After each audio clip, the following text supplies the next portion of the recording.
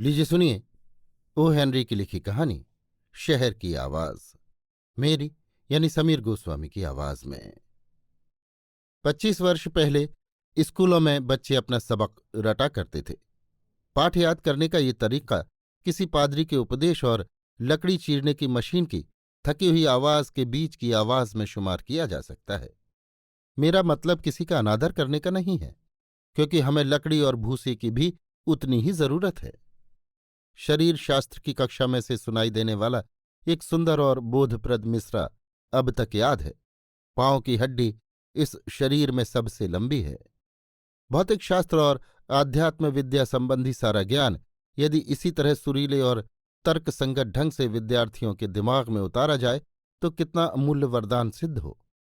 परंतु हमारा शरीर शास्त्र, संगीत और दर्शन का ज्ञान अधूरा ही रह गया। उस दिन मैं बड़े पशुपेश में पड़ गया। मुझे किसी विषय पर प्रकाश डालना था। मदद के लिए मैंने स्कूल के दिनों की याद की, किंतु वहां की सख्त बेंचों पर बैठकर गुनगुनाते स्वर में रटी हुई तुकबंदियों ने मेरी कुछ भी सहायता नहीं की। शहर की सामूहिक आवाज का वर्णन करने वाली एक भी अर्धाली मुझे याद नहीं आई। मेरा मतलब है विशाल जनसमुदाय का ज़बानी संदेश, या दूसरे शब्दों में कहें तो बड़े शहर की आवाज। शहरों में व्यक्तिगत आवाजों की तो कमी नहीं। कवियों की कविता, झरनों की कलकल, अगले सोमवार तक $5 उधार मांगने वालों की विनती, अतीत के सम्राटों की कब्रों पर खुदी इबारतें, फूलों की मूक भाषा, बस के कंडक्टर द्वारा की गई सावधानी की सूचना, या सुबह 4 बजे से ही सुनाई देने वाली दूध के डब्बों की खटखटाहट, ये सब तो समझ में आ सकता है। बहुत से लंबकर्ण ये भी दावा करते हैं कि मिस्टर जेम्स की नासिका से छूटी हवा के कारण उनके कान के पर्दे पर हुई हलचल भी उन्हें साफ सुनाई पड़ती है। परंतु शहर की आवाज का अर्थ समझने की शक्ति किसमें है? एक बार मैंने इसे सुनने की कोशिश की। सबसे पहले मैंने ऑरेलिया से पूछा। वो सफ़ेद कपड़े पहने हुए थी। उसके टोप में कुछ फूल खोंसे हुए थे और जहां तहां फीते और झालरें लहरा रही थीं। हकलाते हुए मैंने पूछा, इतना तो बताओ कि ये महान, विशाल और बिखरा हुआ शहर क्या कहना चाहता है? इसकी कुछ न कुछ आवाज तो जरूर होगी। क्या ये तुमसे कभी बोलता है? तुम उसका क्या अर्थ लगाती हो? माना कि आदमियों का विशाल समूह यहां रहता है, परंतु इसका कुछ न कुछ हल तो होना ही चाहिए। ऑरेलिया ने पूछा, भानमती के पिटारे की तरह? मैंने कहा, नहीं नहीं, ये पिटारे बिटारे की बात नहीं। मेरा अंदाज है कि शहर की कुछ न कुछ आवाज जरूर होती है। जिसके कानों में सुनने की शक्ति है उसे वो कुछ न कुछ सुनाता ही है। ये बड़ा शहर तुमसे क्या कहता है? ऑरेलिया समझदारी से बोली, हर शहर की एक कहानी है। हर शहर की आवाज में फिलाडेल्फिया की आवाज प्रतिध्वनित होती है और इसलिए वे सब एक मत हैं।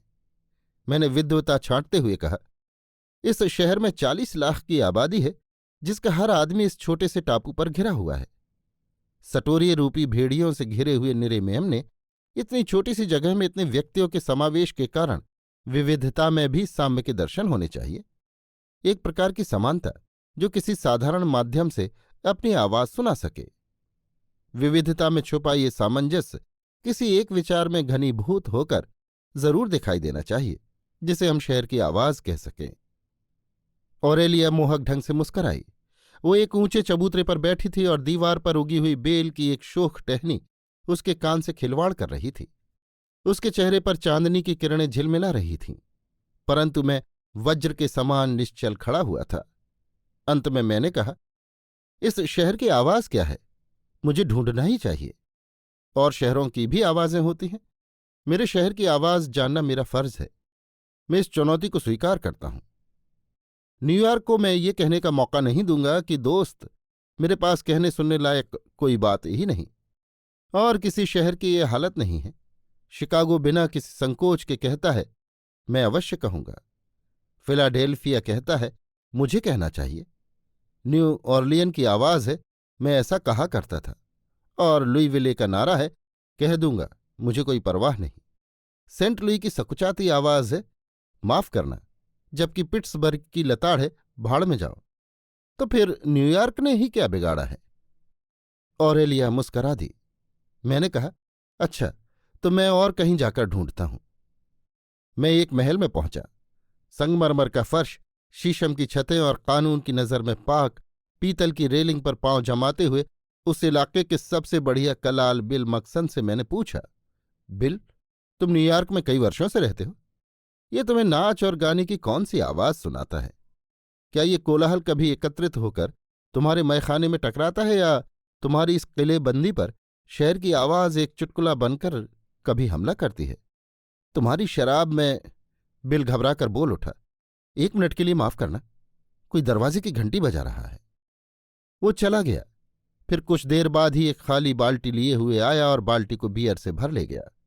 थोड़ी ही देर में फिर वापस आया और बोला, मेम थी, 2 बार घंटी वही बजाती है। शाम के खाने के बाद बियर पीने की उसे आदत है, बच्चे को भी। अगर आप उस गुंडे को ऊंची कुर्सी पर बैठकर बियर पीते हुए देखें। पर माफ करना, तुम क्या मांग रहे थे? 2 बार घंटी की आवाज सुनकर मैं कुछ परेशान हो जाता हूं। हाँ, तो तुमने क्या मांगा था? 1 गिलास जिन? या तुम बेसबॉल का स्कोर जानना चाहते थे? मैंने कहा, 1 गिलास जिंजर एल, और पीकर चुपचाप चलता बना। इसके बाद मैं ब्रॉडवे गया। नुक्कड़ पर ही एक पुलिस के सिपाही से मुठभेड़ हो गई। उनकी आदत होती है कि वे बच्चों को गोद में उठा लेते हैं, औरतों की सड़क पार करने में मदद करते हैं और पुरुषों को दबाते हैं। मैंने उससे पूछा, अगर आपके काम में खलल न पड़ती हो तो एक बात पूछना चाहता हूं। आप न्यूयॉर्क शहर को घंटों तक चलते फिरते देखते हैं। शहर की आवाज पर नियंत्रण रखना आपका और आपके भाइयों का ही काम है। इस हालत में शहर की आवाज आपकी समझ में जरूर आई होगी। रात की नीरवता में पहरा देते हुए आपने उसे जरूर सुना होगा। इस कोलाहल और चिल्लपों की आत्मा क्या है? शहर आपसे क्या कहता है? अपना डंडा घुमाते हुए सिपाही बोला, दोस्त, शहर तो मुझसे कुछ भी नहीं कहता। मुझे तो मेरा अफसर आज्ञा देता है। तुम्हारे होश हवास तो कायम है ना? कुछ मिनट यहीं ठहरो और जरा गश्त वालों का ध्यान रखना। सिपाही बराबर की गली के अंधकार में विलीन हो गया। 10 मिनट बाद ही वो वापस लौटा। वो बोला, मेरी शादी पिछले मंगलवार को ही हुई है।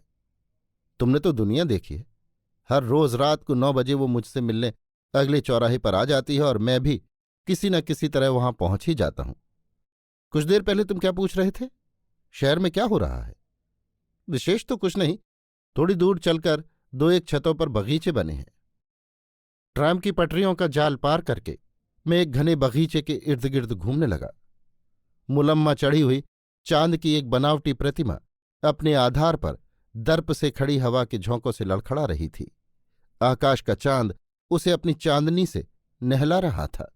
इतने में मेरा एक कवि मित्र दिखाई दिया, जो अस्त व्यस्त बालों पर टोपी दबाए कवित सवैया गुनगुनाता तेजी से जा रहा था। मैंने उसे पकड़ लिया। मैं बोला, बिल, मेरी मदद करो। उसका उपनाम क्लियोन था। मेरे ऊपर शहर की आवाज ढूंढने की जिम्मेदारी आ पड़ी है। वैसे तो ऐसी बातों का निर्णय करने के लिए हेनरी क्लूज, जॉन सलीवान, एडविन मार्कहम, मे इरविन और चार्ल्स श्वाब की मिलीजुली राय ही काफी है। लेकिन ये मामला ज्यादा संगीन है। हमें तो शहर की आत्मा के अर्थ की व्यंजना करने वाली विशाल काव्यमय और रहस्यपूर्ण आवाज की जरूरत है। इस काम में तुम मेरी सहायता कर सकते हो। कुछ वर्ष पहले एक आदमी ने नियाग्रा के प्रपात का स्वर निश्चित किया था। पियानो के खरज सप्तक सा से भी 2 फुट नीचे उसकी आवाज कायम हुई। न्यूयॉर्क जैसे शहर की आवाज के लिए हमें इससे तो कुछ बेहतर स्थान चुनना पड़ेगा। तुम ये बताओ कि यह शहर यदि बोल सके तो क्या कहेगा? इसकी आवाज गंभीर और दूरगामी तो अवश्य होगी।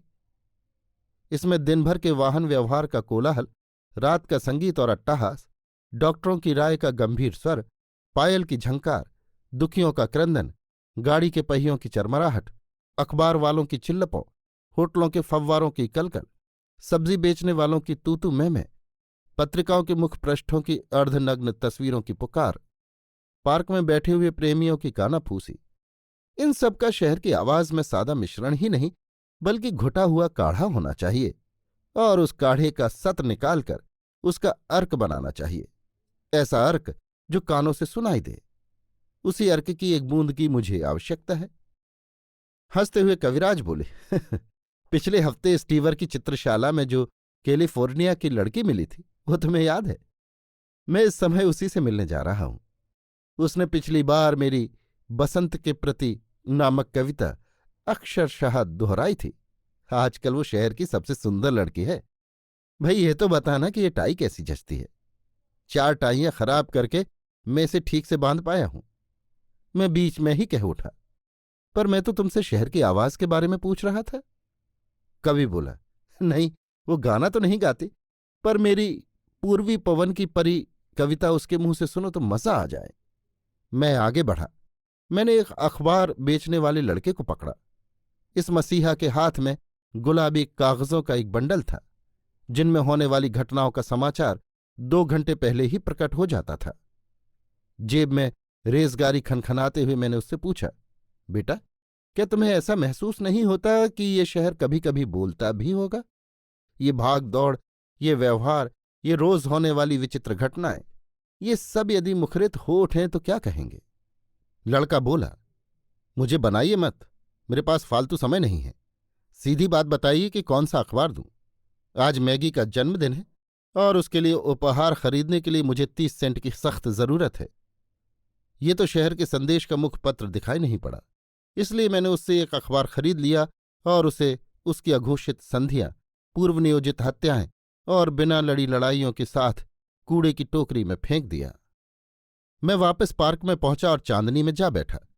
मैंने बहुत विचार किया कि मेरे प्रश्न का उत्तर कोई क्यों नहीं देता। एकाएक ध्रुव तारे के प्रकाश की तरह मुझे इसका उत्तर मिल गया। मैं उठा और वापस भागा। हर तार्किक की यही दशा होती है, उसे अपने ही बनाए वृत्त में वापस घूमना पड़ता है। मुझे मेरी शंका का समाधान मिल गया था। मैं उसे सीने में दबाए भाग खड़ा हुआ, मानो कोई मुझे रोककर मेरा राज मुझसे छीन लेगा। ओरेलिया अभी तक उसी चबूतरे पर बैठी थी। चांद कुछ ऊपर चढ़ चुका था और बेल की छाया उसके चेहरे पर आंख में चौनी खेल रही थी। मैं उसके पास जा बैठा। हम दोनों ने देखा कि बादल के एक छोटे से टुकड़े ने कुछ क्षणों के लिए तो चांद पर घूंघट डाल दिया, पर जल्द ही अप्रतिभ और निस्तेज होकर वो दूर भाग गया। और फिर महान आश्चर्य और बेहद खुशी। हमारे हाथ मिले और उंगलियों ने एक दूसरे को जकड़ लिया। ये बंधन खुला ही नहीं। कोई आध घंटे बाद अपनी मादक हंसी चेहरे पर लाकर ओरेलिया बोली, अजीब बात है, पर जब से तुम आए हो तब से एक शब्द भी बोले नहीं। समझदारी से सिर हिलाते हुए मैंने कहा, बस यही इस शहर की आवाज है। अभी आप सुन रहे थे ओ हेनरी की लिखी कहानी शहर की आवाज, मेरी यानी समीर गोस्वामी की आवाज में।